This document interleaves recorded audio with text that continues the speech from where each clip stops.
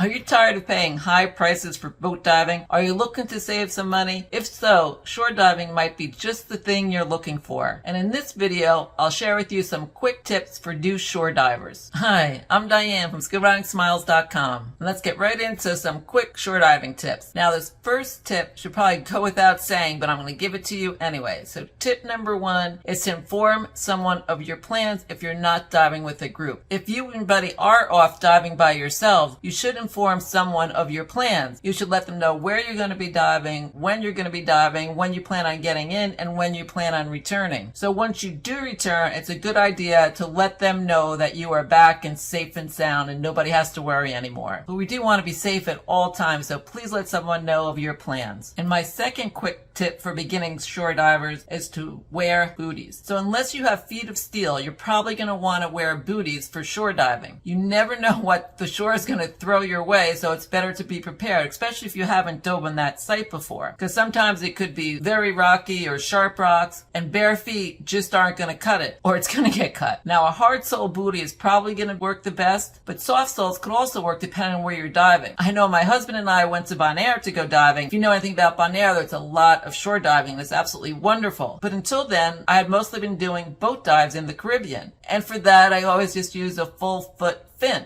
Say that 3 times quickly. A full foot fin. So before we went to Bonaire, I brought a pair of booties and new fins to use. And I'm very glad I did, because some of those entries were tough on the feet. But I do recommend using the booties and the open heel fin for shore diving. And before we get on to the next tip, tell me, what are you most looking forward to about a shore dive? Please share in the comments below. I'd love to hear what you are looking forward to. And now my third tip for beginner shore divers is to talk to a local expert, because nobody's going to know the sites, the entries, the exits, any tricks or tips than the local people that have been diving there probably for years. Because when you do go shore diving, local knowledge is key. Talk to the dive shop, talk to the dive masters there, because obviously they probably have dove that spot a lot. So they can share with you any knowledge they have, any tips they may have regarding that certain site, what the currents are like in the area, most likely. Obviously that changes all the time. That way you have a better idea of what to expect once you talk to a local expert on that site. And a fourth tip for beginning shore divers is to scout out the entry and exit points before you even go on the dive. You're going to want to know where you're heading in, how you're going to get in there, and you're going to definitely obviously want to know how you're getting back out. Are you going back in the same point that you went in, or are you going to have a different exit point than when you went in? Some may be nice easy entries from the sand, some may have a ladder off a pier, some may have steps leading down into the water, but whatever the case may be, you're going to want to scout out how you're getting in and how you're getting out before you go on the dive. And once you do make your entry, make sure you look back once you are diving so you know where your exit point will be if you're making the same entry and exit. Sometimes it may be marked depending on where you're diving, sometimes it may not be. So things can look a little different underwater depending on which way you're looking. So if there's a coral head there, you can remember that coral head and that's your exit point. But do take a look back once you start diving to see what the terrain looks like on your way back. And the next tip for beginning scuba divers is to make your safe entry. Of course, we all want to have our safe entry, but there are some things you can do to make sure you have the biggest chance of having a safe and uneventful entry. And that's what you want, a safe and uneventful entry. So before you do make your entry, and obviously depending on the conditions, if you're going into like a lake-like atmosphere, then that could be totally different. But if the water is a little rough and it's not very calm, you're going to be carrying your fins. You want to put some air in your BC, you want to put your regulator in your mouth, and you want to put your mask on, because God forbid you could slip or you get knocked over by a wave. And so if you do get knocked over or you slip, if you have your regulator in your mouth, some air in your BC, your mask on, it should be pretty easy to recover from that, of course depending on the conditions. But if it's that bad, you probably shouldn't be going shore diving anyway. And that does remind me of another point, that if it is too rough, just call the dive. Don't go if the conditions do not warrant it. Obviously you're not going to know what the conditions probably are until you get there, but once you do get there and that water is rough and does not look inviting, just call the dive and come back another day. There's nothing wrong with that. But if you do determine it is a go and you're going to go on that dive, and if there are some waves, usually if you enter sideways, it gives you a little bit smaller target for the waves and less resistance, so it might be easier to enter that way. And you do want to get past that surf zone as soon as possible. And you don't want to underestimate the power of waves, even as one as low as your knees. and never turn your back to the waves because you never know what's going to come at you. Even when I'm just swimming in the ocean, I always look at the waves. If I'm coming out, I'll always be looking over my shoulder and make sure no wave is coming that can knock me over. So when you do go in, walk slowly and look for obstructions. This can also be an area where if you talk to a local, if there is some obstruction down below that they could help you with, they can let you know in advance that you have to be on the lookout for this. So even though you should always be friendly, it even pays double to be friendly when you're doing a shore dive and you don't have local knowledge. And if you want some more beginner scuba diving tips, watch this video next, and I'll also link to it in the description below. And I hope to see you there. In the meantime, happy and safe